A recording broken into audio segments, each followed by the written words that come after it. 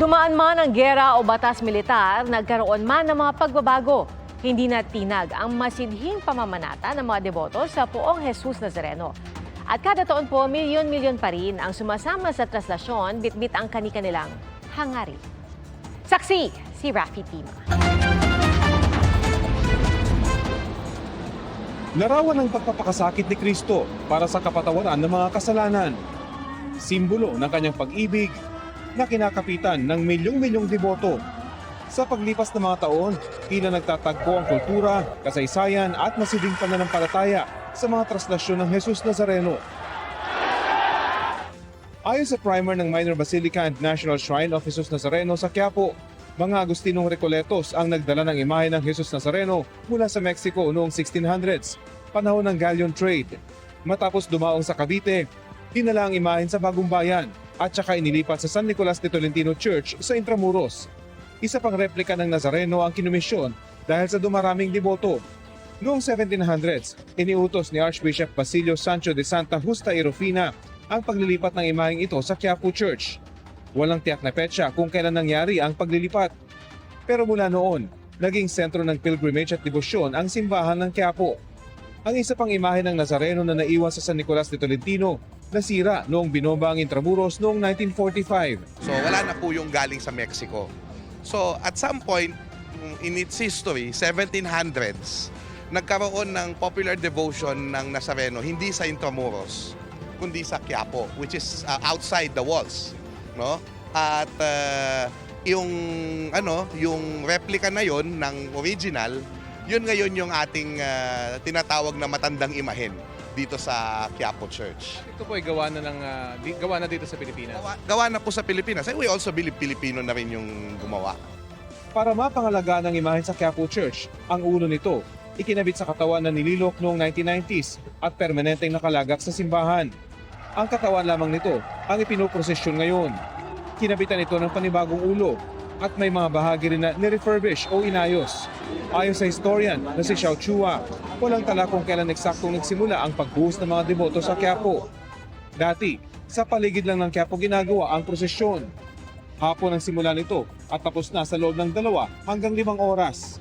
Bago yung traslasyon ng 2007, yung unang traslasyon, talagang itinuturing na malaking pista sa Quiapo yung January 9 procession. Although, ang pista talaga sa Quiapo, John the Baptist, June 24. Pero, malaking gathering talaga yon kasi kahit hindi ka taga Quiapo, pag pumunta ka dito, pakakainin ka. Ang tawag doon, pakaridad. Mayroong komite de festejos na yun, may nag-o-organize ng mga kasiyahan, mga banda, mga show, mga artista, sina Dolphy, mga Pilita Corrales, nagpe-perform dyan. 2000 sinimula ng traslasyon na mula Luneta hanggang Quiapo. To celebrate the special once-in-a-lifetime 400th anniversary, na hindi pala, ay bakit hindi natin ibalik sa lugar kung saan ang unang simbahan ng Nazareno? So, sa Rizal Park, Luneta. So, Quirino Grandstand. Babalik dito. 2007 ginawa. January 9, 2007. Sa paglilipat ng imahe ng Nazareno sa Quiapo mula Intramuros, nailapit sa masa ang debosyon, kasabay ng iba't ibang pagsubok na hinaharap ng Pilipinas. Tuloy ang pamamanata kahit noong batas militar at kahit noong panahon ng World War II. Taon-taon tinitiis ng mga deboto ang init, uhaw at siksikan at sa ilang pagkakataon may mga nasawi. Kanya-kanyang dahilan ng mga deboto sa kanilang pamamanata. It is a coincidence na ang mga Pilipino ay may pasan-pasan lagi na krus sa buhay. Ang mahal na Poong Jesus Nazareno ay hindi lang bilang isang imahen para sa mga deboto. Ito ay isang identidad ng mga deboto na nagpapatunay na ang mahal na Poong Jesus Nazareno ay kasama nila sa kanilang mga dasal. Yung hirap ng traslasyon, actually, yun yung kahali-halina. Kasi, ang gusto ng tao pag sumasamba siya, nagsasacrifice siya. Lahat ng interview bakit, ang tanong ko, bakit ka namamanata? Bakit regular mo itong ginagawa? Lagi nilang sinasabi, kasi merong isang kahilingan ako sa Poong Jesus Nazareno na natupad. At nangako ako sa Kanya na pasasalamatan ko siya. Pasasalamat para sa mga biyaya, kahilingang gumaling sa iniin na karamdaman o magandang kinabukasan para sa pamilya.